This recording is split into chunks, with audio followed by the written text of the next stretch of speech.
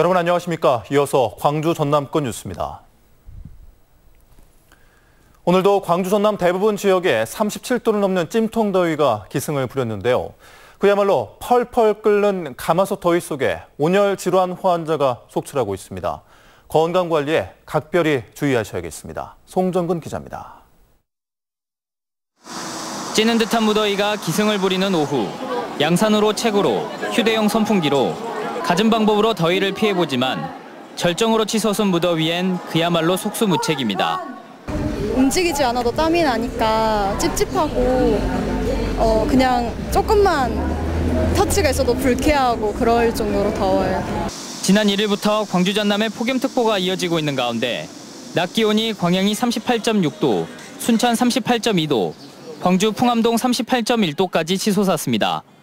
특히 광주의 경우 지난달 17일 폭염특보가 발효된 이후 비가 내린 지난달 31일 하루를 빼곤 20일째 폭염특보가 이어지고 있습니다.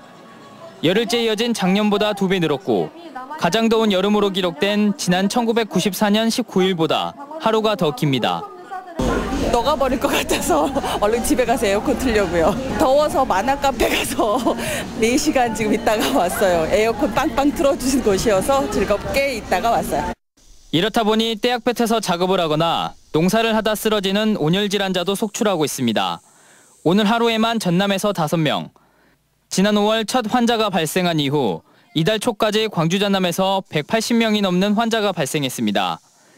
이미 지난해 같은 기간 160여 명을 넘어섰고 불볕더위가 당분간 계속될 것으로 예상돼 노약자는 외출을 자제하고 물을 자주 마시는 등 각별한 주의가 요구되고 있습니다.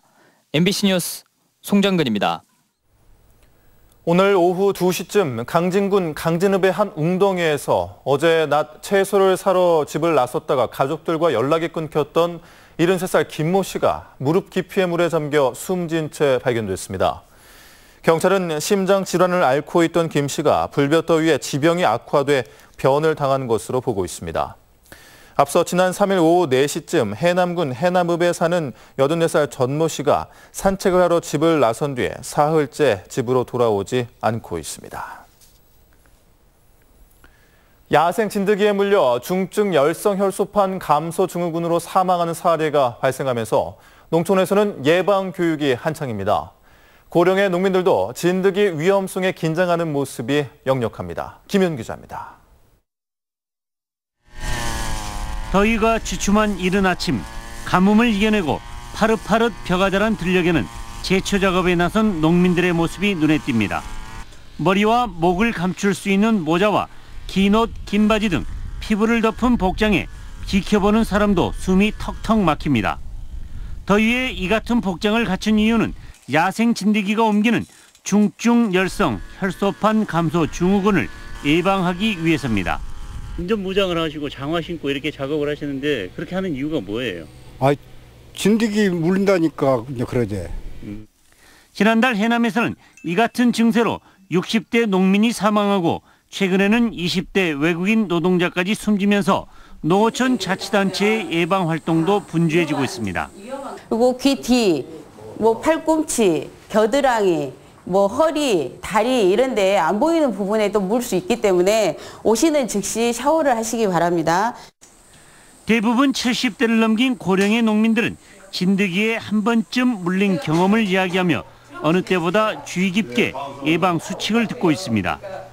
나도 물렸었단 게 진드기를 물려갖고 뭣도 모르고 이제 이러고 해서 포도시 빼갖고 죽이기랑 했어. 그리고 이제 내중에 가려워도 뭣도 모르고 파스만 딱 바르고 돼. 매일 30도를 웃도는 폭염에 가뭄과 감염병까지 이어지면서 고령화된 농촌은 힘겨운 여름을 보내고 있습니다. MBC 뉴스 김윤입니다. 고무 바퀴냐 철제 바퀴냐의 논란으로 광주시가 조달청에 입찰을 의뢰했던 광주 도시철도 2호선 차량 시스템의 입찰이 연기됐습니다. 광주 도시철도 건설본부에 따르면 당초 오는 10일 입찰을 마감할 계획이었지만 평가 기준 점수를 세분화해야 한다는 조달청의 요구에 따라 배점 기준을 다시 마련해 다시 공고했고 이에 따라 입찰 마감일도 8월 22일로 늦춰졌습니다. 광주 도시철도 2호선이 지난주 실시 설계에 돌입한 가운데 입찰이 유찰될 경우 공사 일정에도 차질이 우려돼 입찰 성사 여부에 관심이 쏠리고 있습니다. 국내 최대 분청 사기 생산지로 알려진 고흥군 운대리에서 조선시대 흑가마가 재현됐습니다. 전통 방식을 계승해 가마토의 역사적 가치도 새롭게 조명받고 있습니다. 김종수 기자입니다. 진득한 흑가마 사이로 불길이 타오릅니다.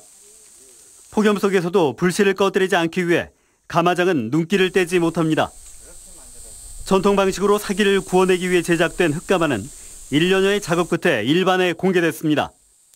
이번에 조성된 흑가마는 전국 최초로 조선시대 통가마 방식을 그대로 재현해 더욱더 관심을 모으고 있습니다.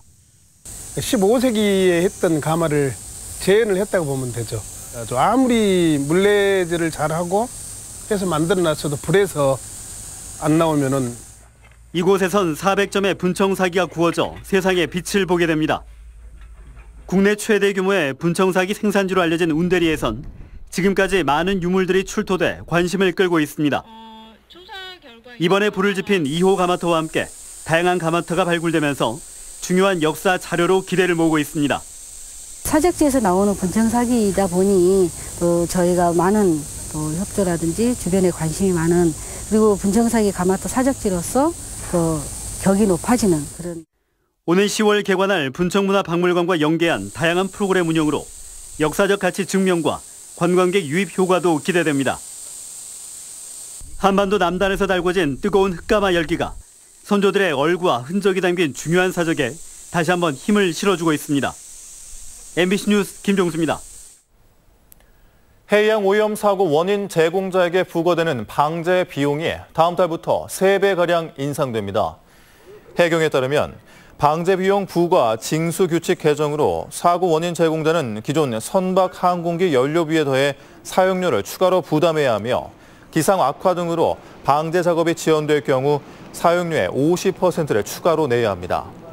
다만 환경오염보험 의무가입 대상에서 제외된 소형 선박은 고의 또는 중과실이 아닌 경우 현재와 같이 실비 수준의 비용이 부과됩니다. 미쓰비시 중공업을 상대로 한 근로정신대 할머니들의 소송을 일본에서 도와온 나고야 소송지원회 다카하시 대표가 일본 고교 교사들과 함께 광주를 찾았습니다. 다카하시 대표와 일본 아이치현 고등학교 소속 교사 25명은 오늘 광주를 찾아 근로정신대 시민모임 회원들과 교류의 시간을 가졌습니다. 이들은 내일 국립 5.18 민주묘지를 참배하고 서울 종로에 있는 윤동주 문학관을 둘러볼 예정입니다. 광주 신창동 유적지에 선사체험학습관이 들어섭니다. 광주시에 따르면 140억 원을 들여 신창동 유적지에 1,500제곱미터 부지의 선사체험학습관과 야외체험학습장을 2020년까지 조성할 계획입니다. 신창동 유적지는 세계 최대 벼 생산 유적을 비롯해 신발을 만드는 틀인 신발골, 수레바퀴 등 국내 최고의 선사시대 목기 유물이 출토됐고 논벼와 밭벼 생산 기반을 가진 저습지 선사 유적이라는 특징이 있습니다. 연일 계속되는 폭염에 바닷물 온도도 급상승해 양식장의 피해가 우려되고 있습니다. 전라남도와 수산당국은 완도와 해남, 신안 등의 해역에서 수온이 25도를 넘어선 것으로 관측되고 있다며 지자체와 양식 어가에 어패류 먹이 조절과 차광막 설치 등 피해 예방에 적극적으로 나서줄 것을 주문했습니다. 현재 제주 해안에는 고수온 경보와 주의보가, 포항과 부산, 충남, 태안, 천수만 해역에는 고수온 주의보가 내려진 상태입니다.